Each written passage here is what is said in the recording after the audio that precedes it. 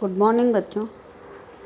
इससे पिछली क्लास में हमने प्लेटो के संपत्ति के साम्यवाद के बारे में पढ़ा, उसको समझा, उसकी विशेषताओं और आलोचनाओं पर बात की।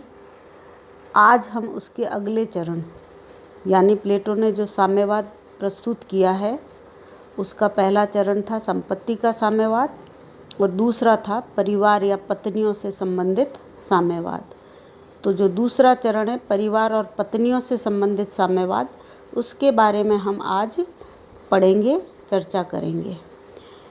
ये जो भी हम पढ़ रहे हैं इस ई क्लास में, उसका कंटेंट आपको अपने व्हाट्सएप ग्रुप पे रोज़ भेजा जा रहा है। होपफुली आप उसको देख रहे होंगे, पढ़ रहे होंगे, समझ रहे होंगे। तो हम शुरू कर रहे हैं आज प्लेटो के परिवार या पत्नियों से संबंधित साम्यवाद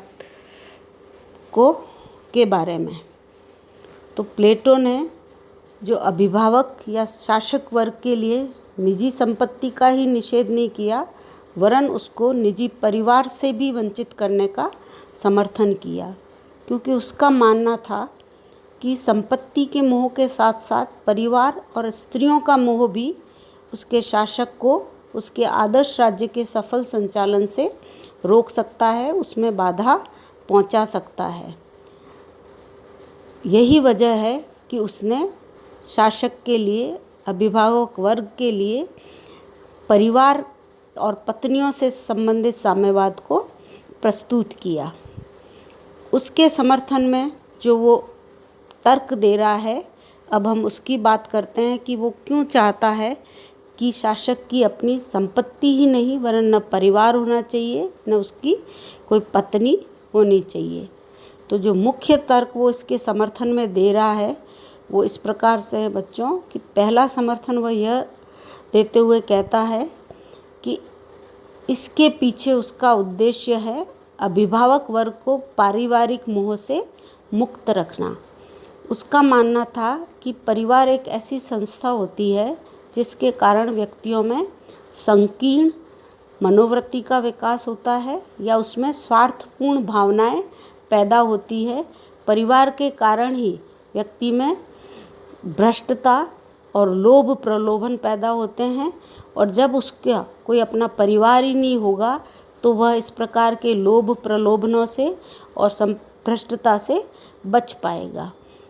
दूसरा जो तर्क वो देता है वो ये कहता है कि राज्य में एकता स्थापित करने के लिए भी आवश्यक है। उसका मानना था कि परिवार जब होगा शासक का तो उसमें तेरे मेरे की भावना आती है, पहली बात। और दूसरा कि जब अभिभावक वर्ग के, शासक वर्ग के परिवार होंगे तो सत्ता प्राप्ति के लिए उनमें संघर्ष होगा, जो किसी भी राज्य की एकता के लिए, स्पेशली उसके आदर्श राज्य की एकता के लिए बिल्कुल ही उचित नहीं मानता है। और इसीलिए वह कहता है कि शासक का अपना कोई परिवार नहीं होगा तो वो जो परिवार को लेकर संघर्ष, तनाव, समस्याएं उत्पन्न होती है वो राज्य को फेस नहीं करने पड़ेगी। तीसरा तर्क देते हुए प्लेटो कहता है कि यह परिवार का साम्यवाद नारियों की मुक्ति, स्त्रियों की मुक्ति और उनको समान अधिकार भी दिलाएगा। प्लेटो ने देखा कि एथेंस में जो सार्वजनिक जीवन में है वो केवल पुरुष ही भाग ले रहे थे और स्त्रियों का काम या उसका कार्यक्षेत्र केवल घर तक ही सीमित कर दिया गया है।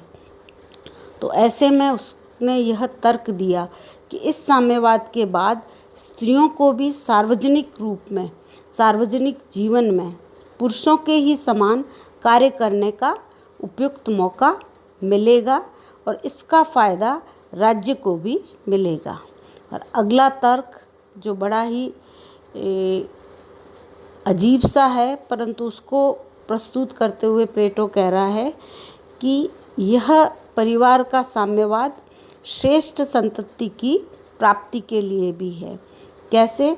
कि वह कहता है कि राज्य के लिए ही स्त्री और पुरुष संसर्ग करके श्रेष्ठ संतान पैदा करेंगे जो आगे जाकर राज्य के लिए सफल संचालन में सक्षम साबित होंगे। अर्थात ऐसे बच्चों का लालन पालन भी फिर राज्य के शिशु गृहों में ही किया जाएगा। प्लेटो ने कहा है कि शिक्षा के द्वारा तो एक दार्शनिक शासक का निर्माण किया जाएगा ही, परंतु उससे पूर्व यानी शिक्षा दीक्षा का कार्य जन्म से पूर्व ही आरंभ हो जाए, यानी बच्चा कैसे पैदा होगा, किन से पैदा होगा, इसका भी निर्धारण पहले ही हो जाए, तो आदर्श राज्य की स्थापना करने में और दार्शनिक शासक को बनाने में उसको अधिक सुविधा हो जाएगी। इस प्रकार प्लेटो ने परिवार के संबंधित साम्यवाद को भी अनेक आधारों पर समर्थन किया। उसके समर्थन में उपरोक्त तर्क दिए, जिनका सामान्य शब्दों में या सरल शब्दों में कहें तो इसके पीछे उसका उद्देश्य था कि जब शासक का अपना कोई परिवार ही नहीं होगा तो न तो उसमें संपत्ति का लोभ होगा, न तो उसमें किसी पद की लालसा होगी, न तो उससे पद से प्राप्त होने वाले लाभों के लिए वह काम करेगा, वरन पूरी तरह से अपने आदर्श राज्य के सफल संचालन में उसका ध्यान केंद्रित रहेगा। अब बात करते हैं इसकी आलोचना की।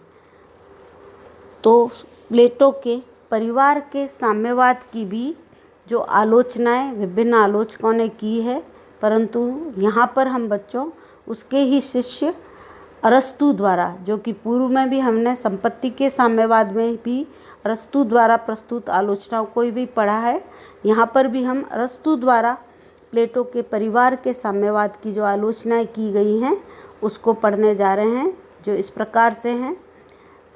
अरस्तु ने जो पहली आलोचना इसकी की है वह यह कहते हुए की है कि जो प्लेटो अपने इस साम्यवाद में स्त्री और पुरुष में जो सिर्फ लिंग का भेद कर रहा है, वही भेद स्त्री और पुरुष में नहीं होता, वरन और कई आधारभूत अंतर दोनों में होते हैं जिनकी वह अवहेलना कर रहा है।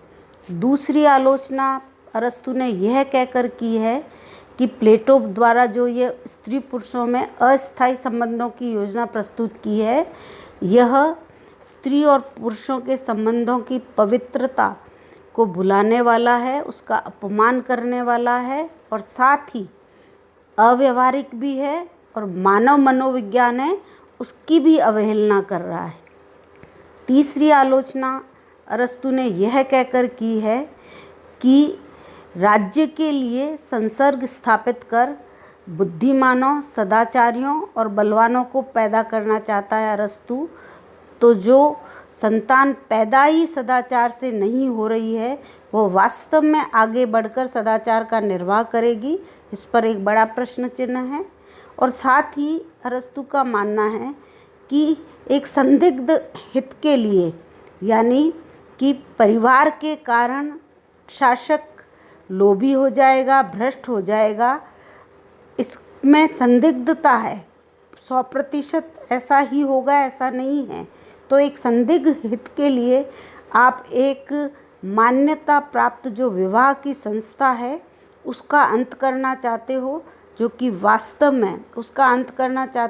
वास्तव में सदाचार की पाठशाला है, क्योंकि कहते हैं कि नागरिकों की प्रथम पाठशाला उसका परिवार ही होता है। अगली आलोचना करते हुए अरस्तु का कहना है कि सामान्यतः यह देखा गया है कि जो सबकी वस्तु होती है वह किसी की भी नहीं होती, अर्थात उस सबकी वस्तु का उत्तरदायित्व, उसकी जिम्मेदारी कोई भी नहीं लेता है। और यहाँ पर अरस्तु लिखता है कि प्लेटोवादी पुत्र होने की अपेक्षा तो निकट संबंधी होना कहीं अधिक उत्तम है। अगली आलोचना जो अरस्तु ने की है प्लेटो के इस परिवार के साम्यवाद की, वो यह है कि वह कहता है कि अभिभावक वर्ग को पारिवारिक सुख से वंचित करके जो प्लेटो उसको आदर्श राज्य के सफल संचालन हेतु तैयार करने जा रहा है, उस पर भी एक बड़ा प्रश्न चिन्ह है, क्योंकि उस पारिवारिक सुख से वंचित होने के बाद अभिभावक वर्ग प्रसन्न कैसे रहेगा, खुश कैसे रहेगा। और यदि वह खुश नहीं रहेगा, प्रसन्न नहीं रहेगा, तो अपने सार्वजनिक कर्तव्यों का निर्वाह भली भांति कर पाएगा इस पर भी वह संदेह प्रकट करता है।